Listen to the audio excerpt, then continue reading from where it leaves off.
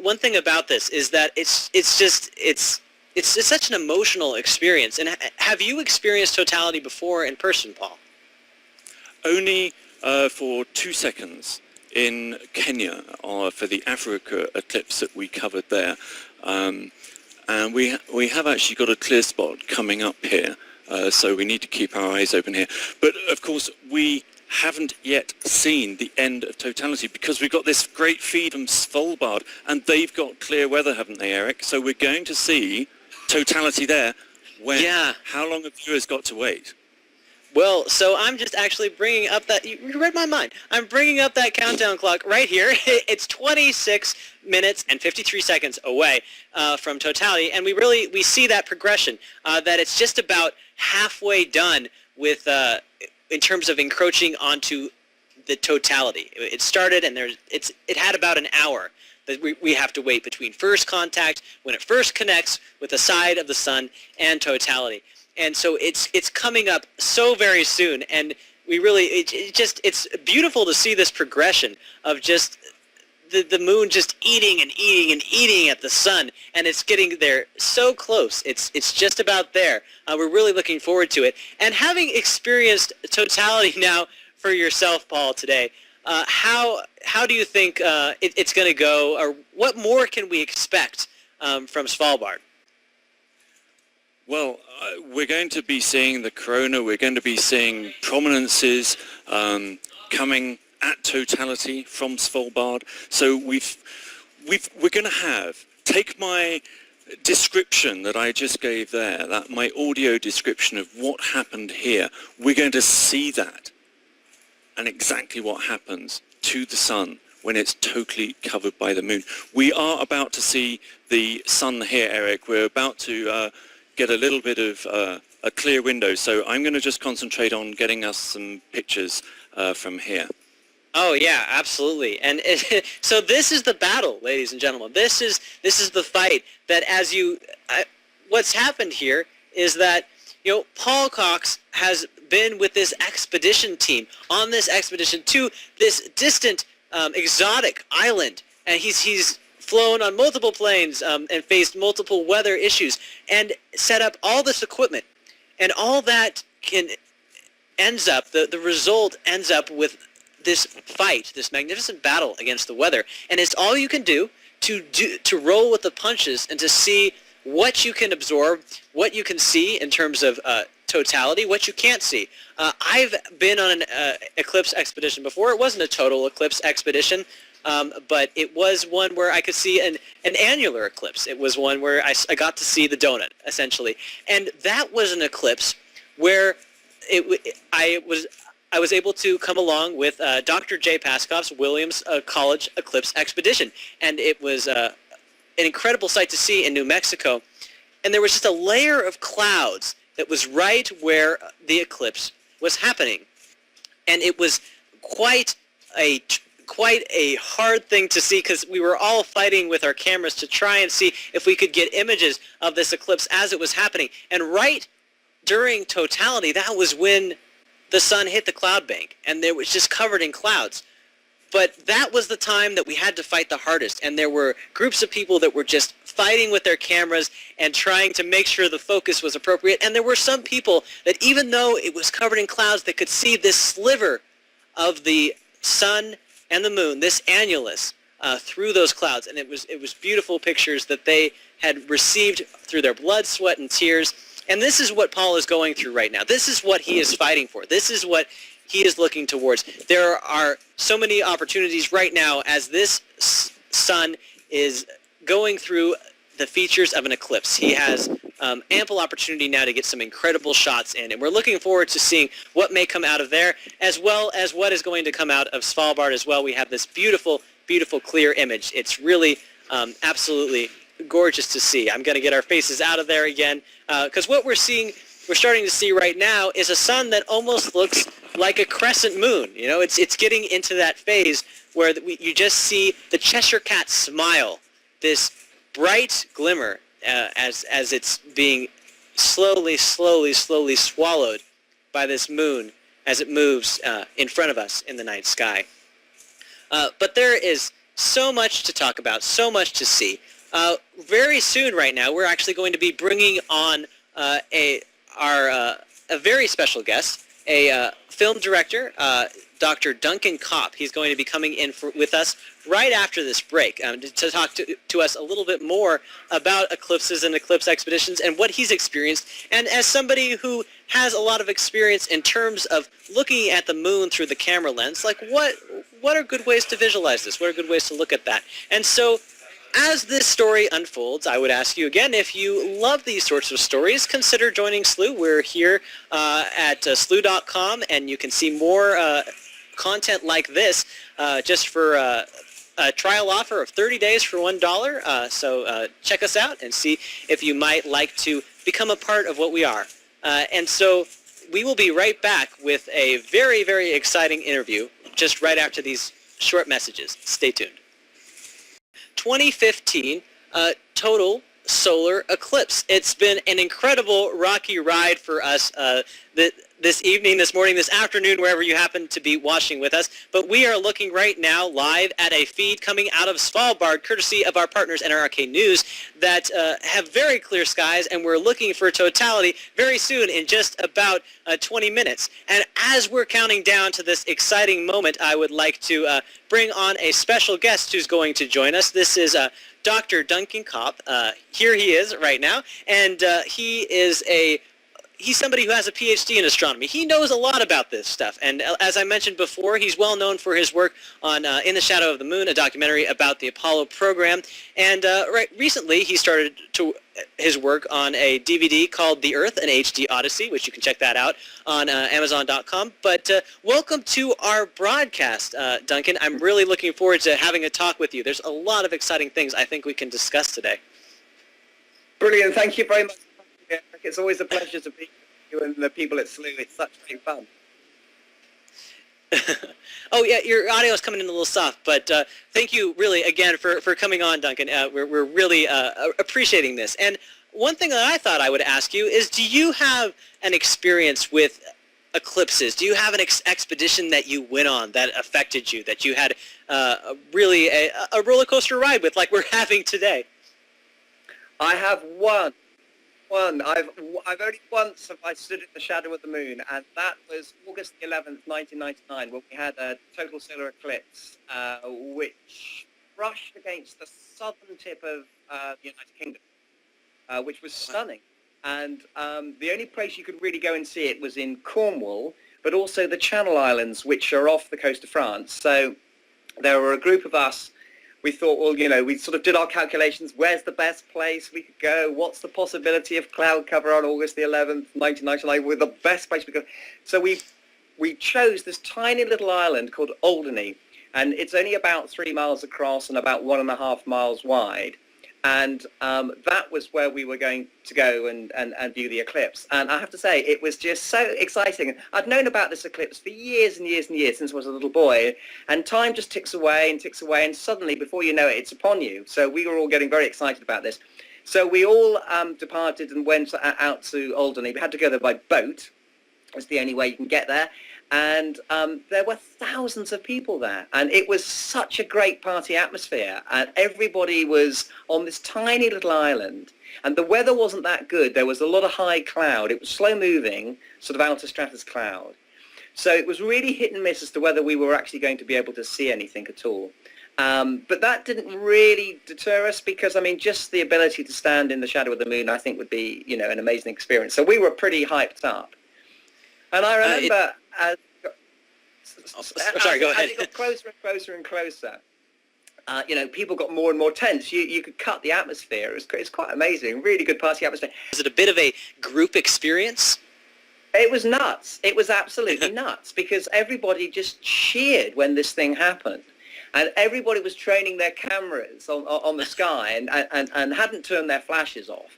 So it was like being at a rock concert when, your star walks out, basically. And all these flash bulbs were firing off and cheering and clapping. And it was very subdued and quite quiet to sort of begin with regards to the build-up. It's actually moving away from us. So there'll be a time when we only have annular eclipses and not total solar eclipses. But you just think that's an amazing coincidence. And it was wonderful. Being there with all your friends and, you know, having some beers and stuff, it was a really fantastic day.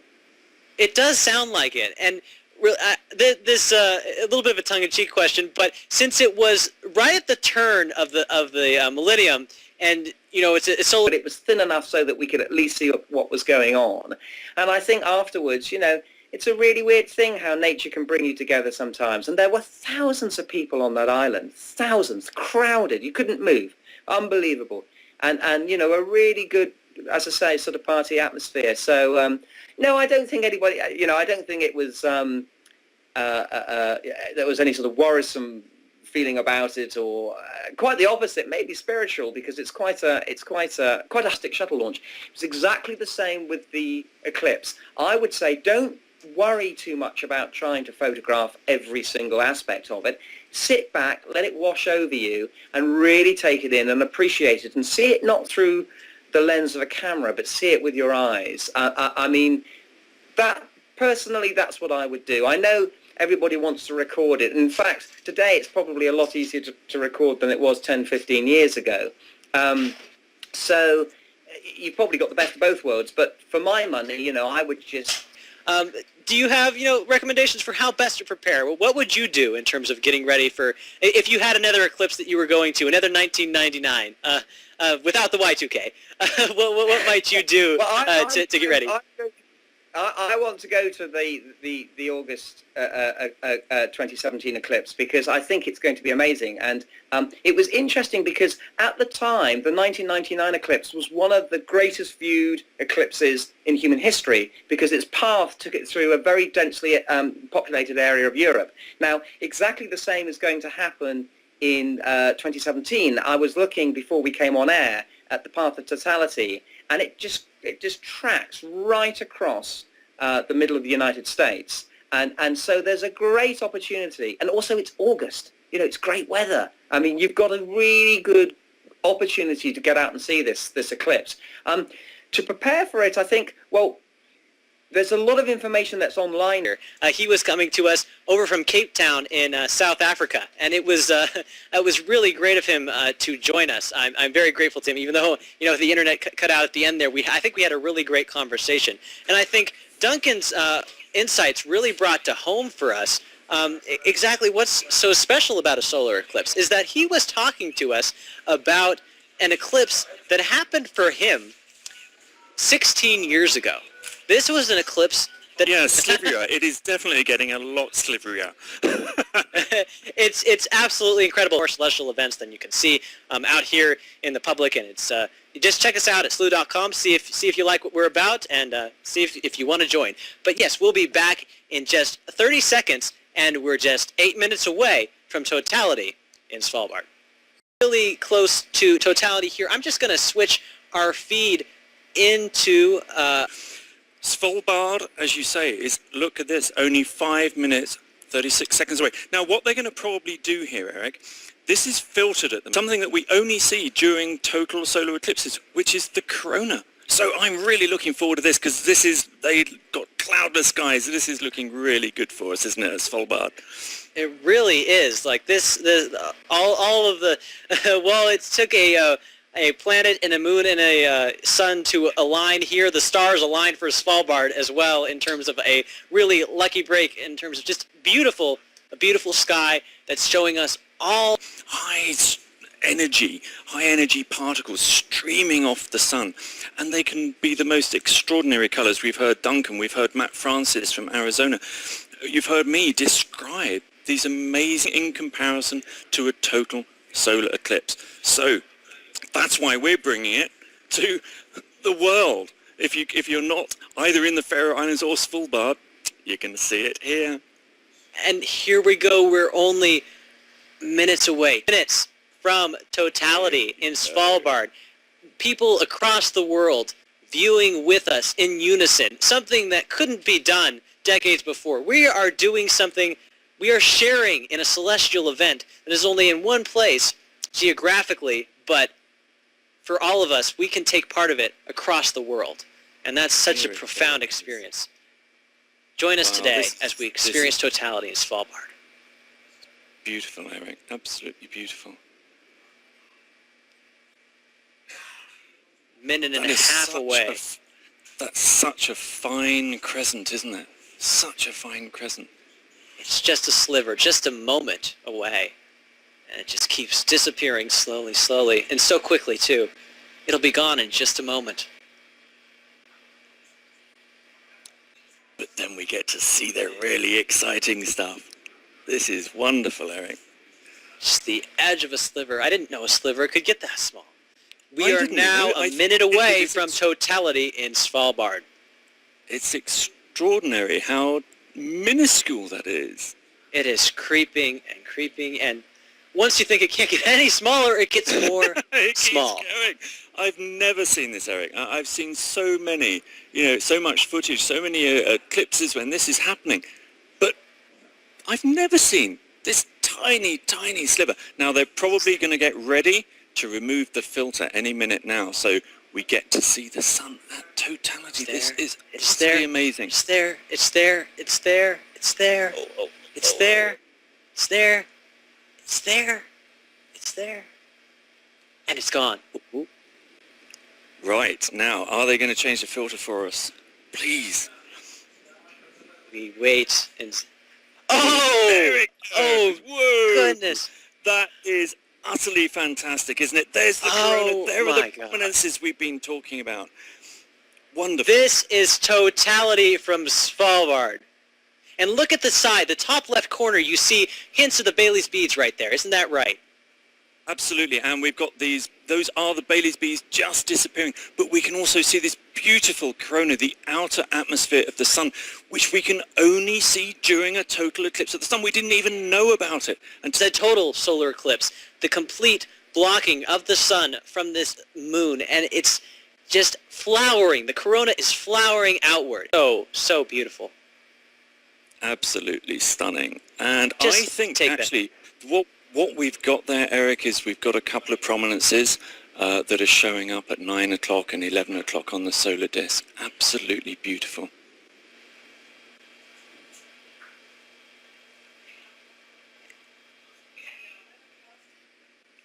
And we're silent right here because really the sun and the moon at this point are speaking enough for us. Just soak this in.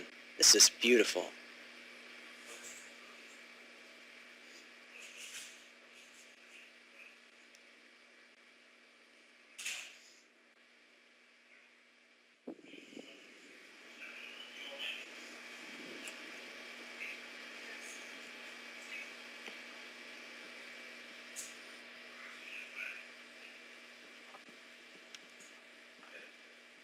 A total solar eclipse is that moment of hush, of awe, as you're seeing something so antithetical to what you've normally seen in the sky. It's this magical moment that brings you into a whole incredible other sphere of how celestial events work, how day and night work. Oh, there's the There we diamond go, ring. the It's diamond coming. ring. Wonderful. As we're experiencing, what totality is, this is another fantastic example of just that beautiful glow on the edge of totality. It's so gorgeous.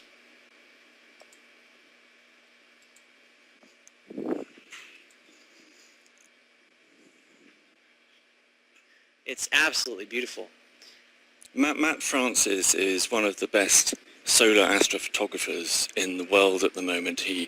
His Prescott Observatory in Arizona is set up specifically to observe and monitor the sun. He does a lot of science as well, but he also provides image feeds for us during shows as well, doesn't he, Eric? He really does. He's been a very incredible partner for SLU, and we actually have an absolutely beautiful rendition of his coverage for us of the partial solar eclipse.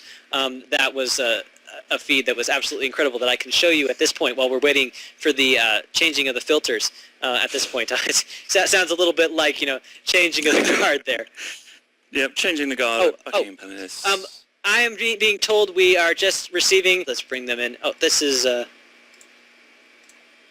There it is. There it is. This is the sun coming out of... This is the moon coming out of the sun ending of totality, and we're seeing the beginning of the crescent on the other side of the road is what we're seeing. And so just to bring to mind to you one final countdown clock that we have. There's one final thing that's going to happen here, and that is the final point when the moon touches off of the sun.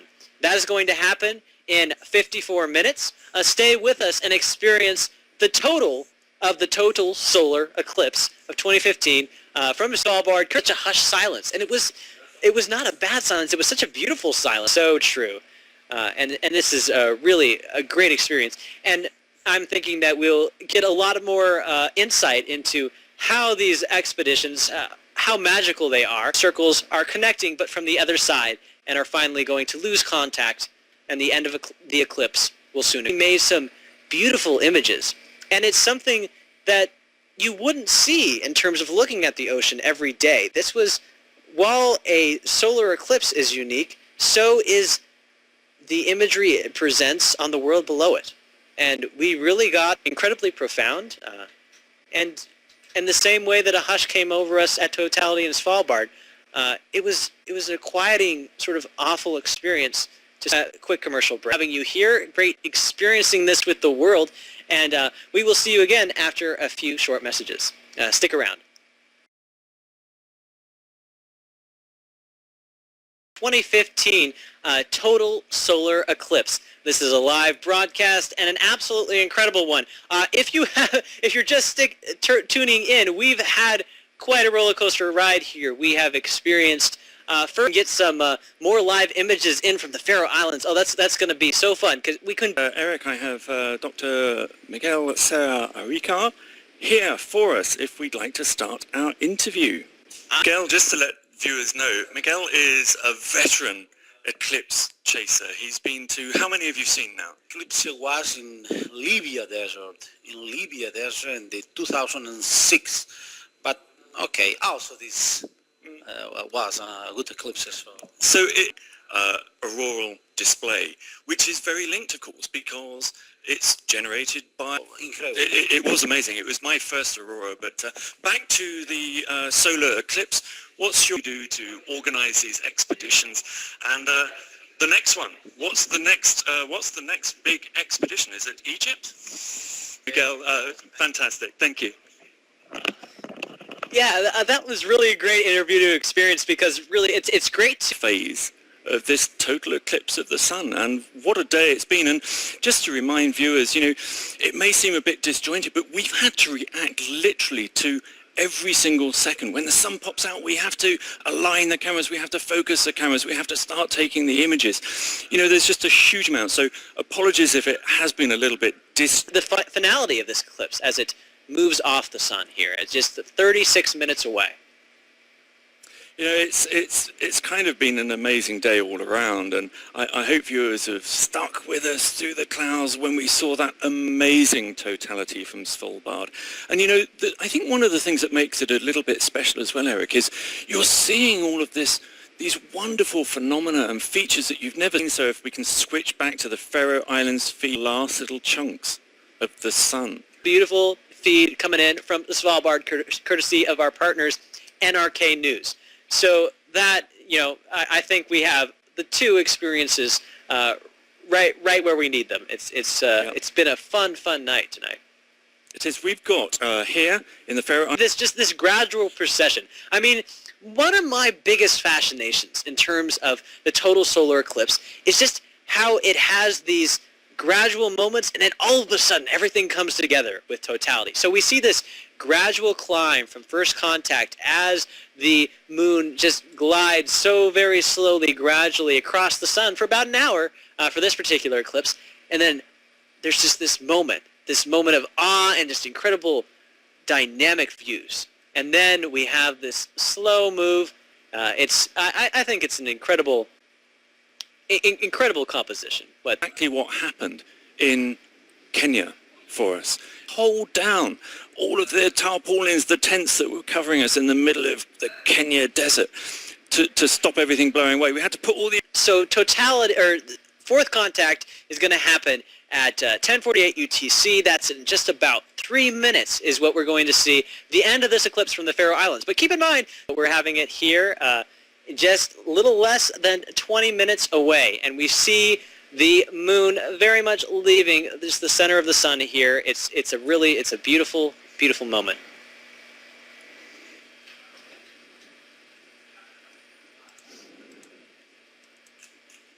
What's been your highlight, Eric, of the day so far?